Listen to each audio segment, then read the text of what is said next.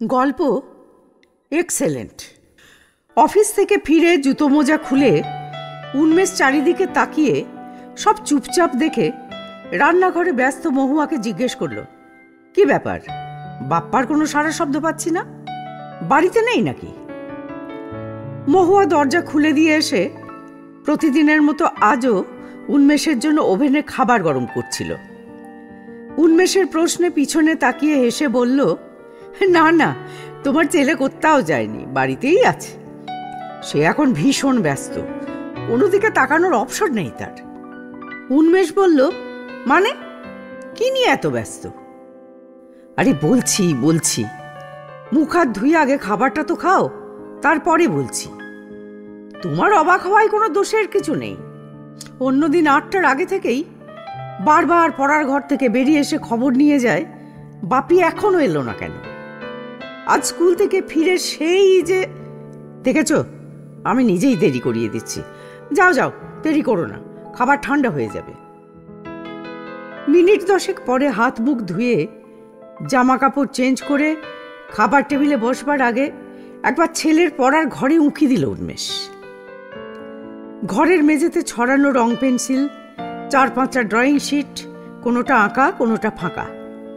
এত মগ্ন ছেলে বাপির আশা টের পেল না দেখে উন্মেষ বলল, কি ব্যাপার বাপ্পা, খুব ব্যস্ত মনে হচ্ছে? বাপিকে একবার মুখ তুলে দেখারও সময় নেই দেখছি। মুখ না তুলেই বাপ্পা বলল, অনেক আঁকতে হবে আমাকে বাপি, কাল শনিবার, পরশুদিন আঁকার কম্পিটিশন, বাকিটা তুমি মায়ের কাছেই শুনে নাও। আর ঠিক আছে বলে উন্মেষ খাবার টেবিলে এসে বসল। ততক্ষণে মহুয়ার খাবার আর চা টেবিলে সাজানো হয়ে গেছে। খাওয়া পর্ব চলতে চলতেই মহুয়া জানালো, ওদের স্কুলে আজ জানানো হয়েছে ওদের স্কুলে বিলো 12 3জনকে সিলেক্ট করা হয়েছে ডিস্ট্রিক্ট লেভেলে আঁকা কম্পিটিশনের জন্য। তার মধ্যে আকাশ আছে। ছোটবেলা থেকে আকাশের আঁকার দিকে ঝোঁক। 3 বছর বয়স থেকে মা বাবা তাকে বিভিন্ন আঁকা কম্পিটিশনে নিয়ে গেছে। বেশিরভাগ জায়গাতেই কোনো না কোনো প্রাইজ নিয়ে এসেছে। স্কুলেও আঁকার জন্য সে রীতিমতো সেলিব্রিটি। প্রতি শনিবার ইয়ং আর্টিস্ট সুহাস রায় বাপ্পাকে আঁকা শেখাতে আসেন। বাপ্পাও উন্মুখ হয়ে থাকে শনিবারের আঁকার ক্লাসের জন্য। আজ তার এত ব্যস্ততার কারণ, কাল স্যারকে নিজের মন থেকে আঁকা কয়েকটা ছবি দেখাতে হবে। ভুল ত্রুটিগুলো শুধরে দেবেন স্যার। আসলে এই অভ্যেসটা সুহাসই তৈরি করে দিয়েছেন। প্রতি সপ্তাহে অন্তত 3টে করে আঁকা দেখাতে হয় স্যারকে। স্যার সেগুলোকে দেখে গাইড করে দেন। এবার অবশ্য আঁকার বিষয় আগে থেকেই ঠিক করে দেওয়া হয়েছে, পরিবেশ দূষণ। ক্লাস 5-এ পড়া ছাত্র বাপ্পা পরিবেশ দূষণ কাকে বলে, কি থেকে কিভাবে পরিবেশ দূষিত হয়, পরিবেশকে কিভাবে রক্ষা করা যায়, এসব জানি, ওদের সিলেবাসেই আছে। মহুয়া বলল, পরিবেশ দূষণ এখন এত চর্চার বিষয় হয়ে গেছে, মনে হবে এ আর আঁকা কি এমন কঠিন ব্যাপার। কিন্তু ডিস্ট্রিক্ট লেভেলের কম্পিটিশন কত শক্ত হবে বুঝতে পারছো?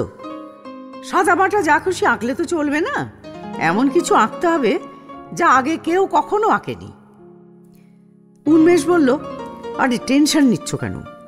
ও ডিস্ট্রিক্ট লেভেলে আঁকার সুযোগ পেয়েছে, এটাই আমাদের কাছে বিরাট ব্যাপার। বাপ্পাকেও টেনশন নিতে মানা করবে।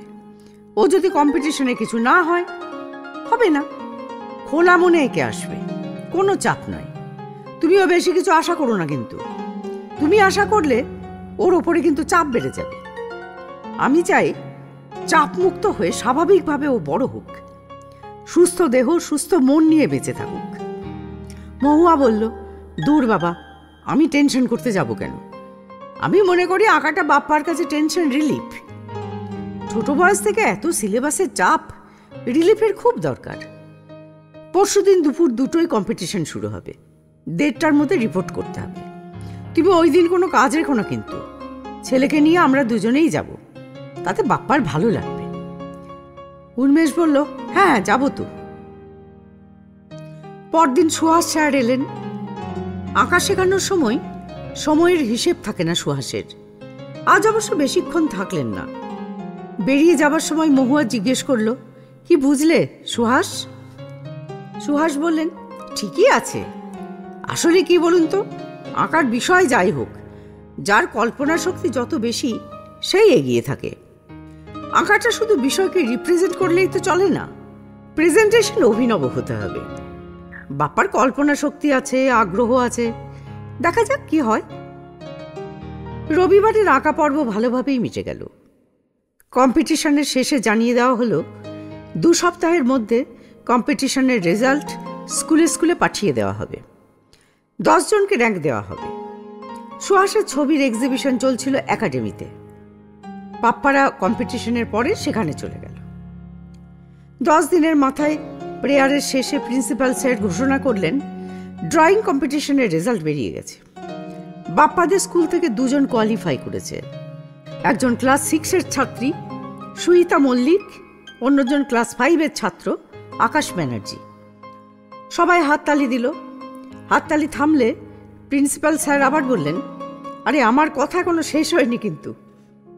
সুইতা মল্লিক 3য় স্থান অধিকার করেছে, আর আকাশ ব্যানার্জি প্রথম। আমাদের স্কুল ওদের জন্য গর্বিত। Congratulations my children.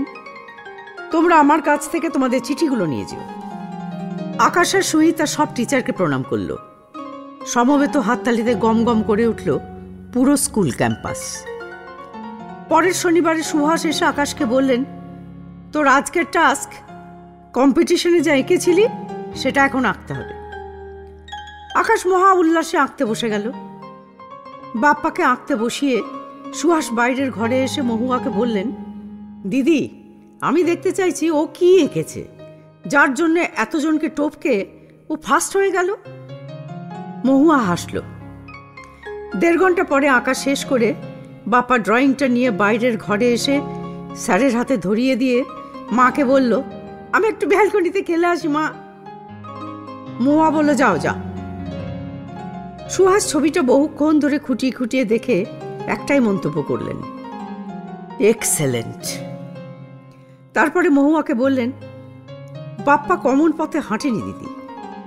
মহুয়ার অবাক প্রশ্ন, মানে? পরিবেশ দূষণ বলতে আমাদের চোখে ভেসে ওঠে নদীর পাশে কলকারখানার ধোঁয়া, ময়লা, অথবা শহরে বাস, গাড়ি, ট্যাক্সির কালো ধোঁয়া, আকাশ ছোঁয়া বহুতল বাড়ি, জঙ্গলে কাঠ কেটে কেটে সবুজ ধ্বংস করা, নদীতে বাঁধ দিয়ে ড্যাম তৈরি, ইত্যাদি ইত্যাদি।